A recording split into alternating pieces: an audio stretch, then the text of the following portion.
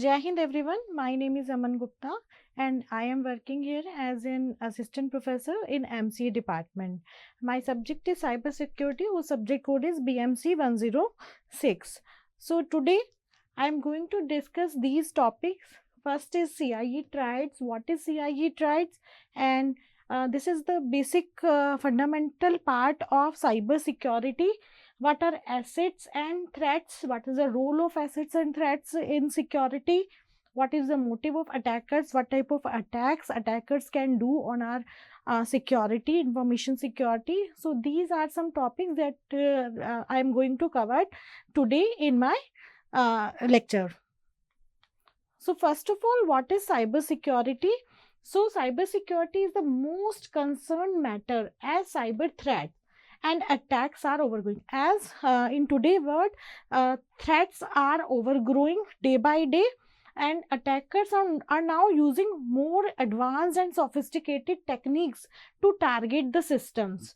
And they have modern tools and techniques to infect other systems and to get benefit of other data and information. So individuals and small scale businesses or large organization are all impacted by these type of attacks. So all these firms, whether IT or non-IT firms, all have to understand the importance of the cyber security and focusing on adapting all possible measures to deal with these type of cyber threats. So as the attacks or the number of techniques and tools that are emerging day by day, for all these firms, for all the firms, it is necessary that they have certain measures to fight against these type of activities.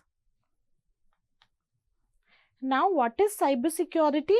It is primarily about people, processes and technologies.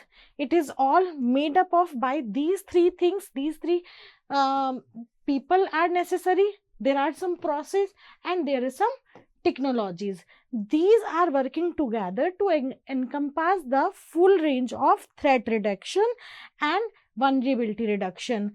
Threat reduction means to minimize the threat occurrence, and vulnerability reduction is the to minimize the loopholes in the system. Deterrence, international engagement, incident response, resiliency, recovery policies and activities, including computer network operations and information assurance, law enforcement, and all these type of activities. The combination of all these type of activities is called the cyber security. We can define cyber security in this term also, that cyber security is the body of technologies, processes, practices that are basically designed to protect the networks, computers, programs and data from all type of attacks, unauthorized users and the damage. So these are the, this is the process and practice that comprise of the cyber security. So we can define cyber security that it refers to the techniques and practices that are designed to protect the digital data. Everything that we seen around us, that everything is digital, the data is in the form of digital form. So data that is stored, transmitted or used in an information system is need to be secured, and that is called the cyber security. So why cyber security is important? As I already said, that cyber attacks can be extremely expensive for businesses to endure. That's if some attack happened on some data, then all organization can be destroyed. So in addition to financial damage suffered by the business, a data breach or can also be inflict untold reputational damage. So reputational damage is another factor, another aspect of the data breach or the cyber security consideration. So cyber attacks these days are becoming progressively destructive. Cyber criminals are using more sophisticated ways to initiate the cyber attacks. So regulations, we have different type of regulations provided by the government to minimize the threats and attacks impact on the information system. So these type of regulations such as GDPR are forcing organizations into taking care of all the personal data they hold. So this is the regulations.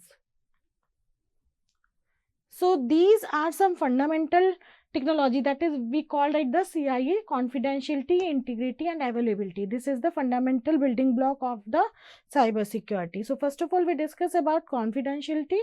So it is all about preventing the disclosure of data to unauthorized parties. So it means that if a data, a file has been transferred from person A to B, then it should not be disclosed to the person C. This is the confidentiality. So it also means trying to keep the identity of authorized parties involved in sharing and holding private data and anonymous. So confidentiality is compromised by cracking poorly encrypted data, man in the middle attack, or disclosing the sensitive data. So an attacker can compromise the confidentiality of the system by having these type of attacks in the system, that is the target the encrypted data, loosely target man in the middle attack, and the by disclosing the sensitive data also. So standard measures to establish confidentiality, we have different type of measures to establish confidentiality. First is data encryption. It is the way to secure our data. Two-factor authentication can also be implemented on the system or the information system.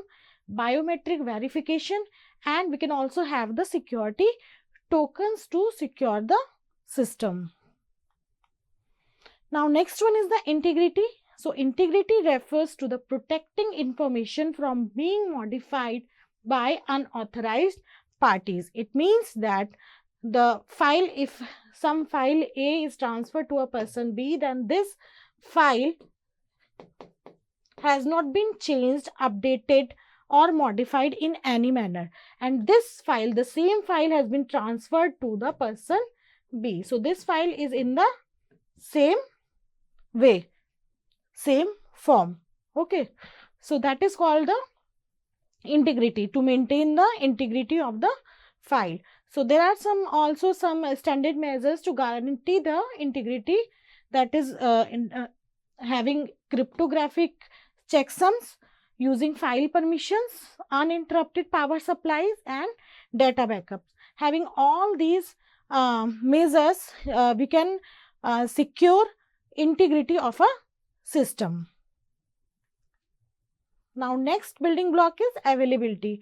So availability is making sure that authorized parties are able to access the information when needed. Then when we need some information, is that information is available to us at that particular time. So there are some standard measures to guarantee availability, that is backing up data to external drives, implementing firewalls, having backup power supplies and data redundancy. So these are some measures to implement the data availability. Now we have CIA Triad, and it is actually a security model that comprises of these three building blocks, that is confidentiality, integrity and availability, and it is developed to help people think about various parts of IT security. And this CIA Triad is comprises of, first one is that we have already discussed, confidentiality and integrity and the availability.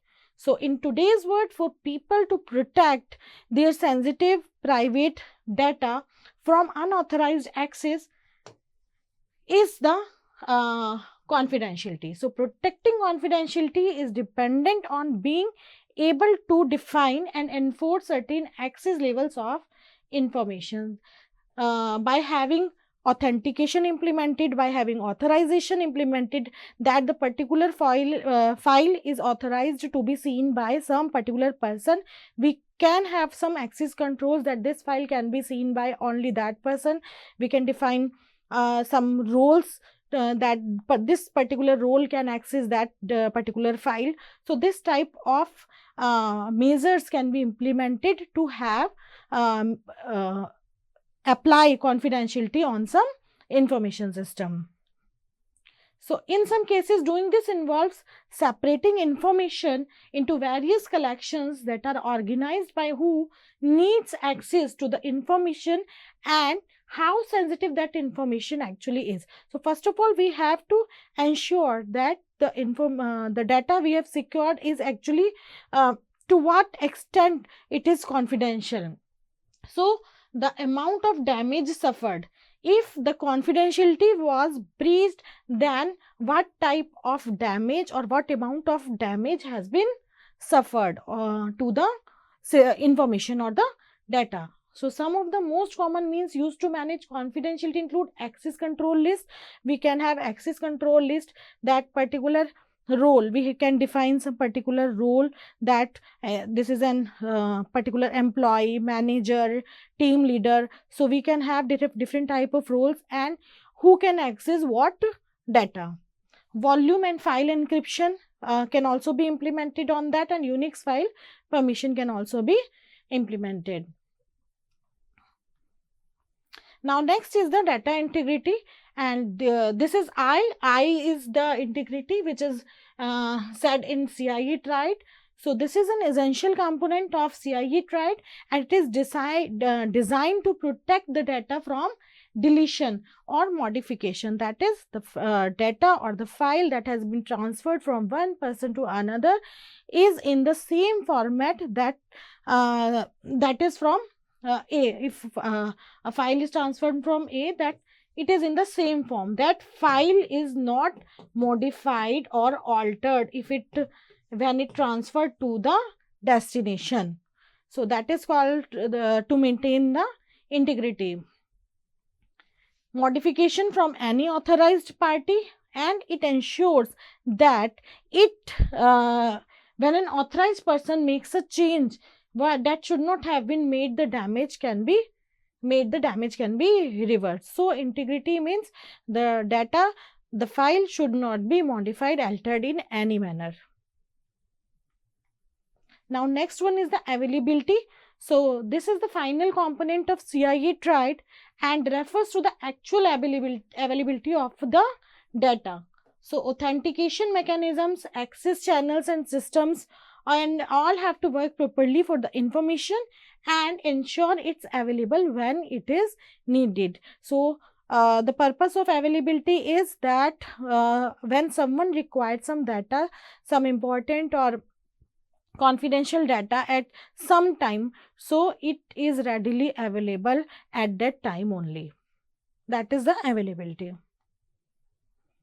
So CIA Triad is all about information, and while this is considered the core factor of the majority of the IT security, so it promotes a limited view of security that ignores almost other factors also. So for example, when we talk about availability, may serve to make sure you don't lose access to resources that are needed to provide information when it is needed. So thinking about information security in itself is not guarantee that someone else has not used your hardware resources without authorization. So this is the motive of the CIA Triad. It is important to understand that CIA Triad is how it is used to plan and also to implement a quality security policy. So while understanding the various principles behind it, it's also important to understand that there are certain limitations when we are going to implement that CIA Triads on our information system. So when we are informed that we can utilize the CIA Triad for what it has to offer and avoid the consequences that may come along by not only understanding it. Now we have to understand what is an asset and what are the threats. So first of all, we are going to discuss about what is an asset. An asset is any data, device or other component of an organization system that is valuable. And after, if some attack happened on that particular asset, to what extent a damage can occur. So, because it contains the sensitive data or can be used to access such information. So, asset is the resource on which the hacker can or the attack have some implications on particular maybe software resources, maybe hardware resources. So maybe a desktop computer, laptop, company phone, these are all can be considered as an asset. And because an attacker can attack on these devices and can have wrongly affected, these devices can be affected by these attacks or the threats. So likewise, critical infrastructure such as servers, support systems, these are all comes under the assets. So an organization, most common assets are the information assets, which are basically hardware resources or the software resources that I have already discussed. That these are things such as databases, physical files, and the sensitive data also that we have stored in our system that is going to be hampered or altered after some attack.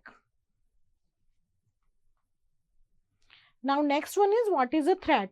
So a threat is any incident that could negatively affect an asset, that is called a threat. For example, if it's lost, knocked offline or accessed by the unauthorized party, that is called the threat. Threat is actually not an attack, but it is the threat incident that maybe if it happens, then it may maybe negatively affect an asset, that is called a threat. So it can be categorized as the circumstances that compromise the confidentiality, integrity or availability. It doesn't affect the systems directly, but it have the power to affect these all these items or all these building blocks of information system rapidly. So it can either be intentional or it may be accidental. So intentional threats include such as criminal hacking or malicious insiders stealing information. So these are the intentional threats, whereas as you know, accidental threats includes the employee error, technical malfunction or an event that causes physical damage such as fire, natural disasters such as earthquake. So these type of attacks, threats can be accidental. Motive of attackers. Now, what is the motive of attackers? The categories of cyber attackers enable us to better understand the attackers' motivations and the actions they can take. So, these operational cybersecurity risks arise from three type of actions. So, what these type of actions are? Inadvertent actions. So, this type of actions can be taken by the insider threat. So, they that are taken without malicious or harmful intent. So, this is the inadvertent actions that are being taken without malicious or the harmful impact. Next one is the deliberate actions that has been taken deliberately and which are taken intentionally and are meant to do harm. So these are the this can be the motive of the attacker. Next is the inaction. These can also be by the insider, such as a failure to act in a given situation, either because lack of appropriate skills. Suppose someone doesn't have particular knowledge about using a software, guidance or availability of correct person to take action of primary concern are the deliberate actions, of which there are three categories of motivation. So these are, first are political motivations. For example, it includes the destroying, disrupting or taking control of the targets and making political statements, protest or retaliatory actions. So these comes under all the political motivations. Next one is the economic motivations. Person can have economic motivations.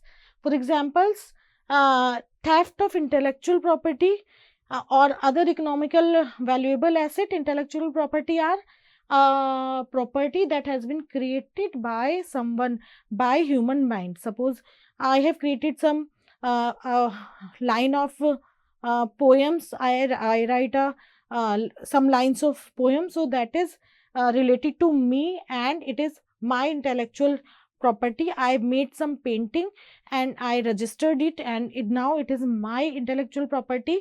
So this can be theft. There can be a theft of that type of intellectual property or other economical valuable assets. For example, funds, credit card, debit card, etc. So these are also all comes under the economic motivations. Next one is the socio-cultural motivations. It includes the attacks with philosophical, theological, political, and even humanitarian goals. So these are all comes under the socio-cultural motivations, and it includes the fun, curiosity, and a desire for publicity or ego gratification. So these are some part of socio-cultural motivations. Now that's all for today.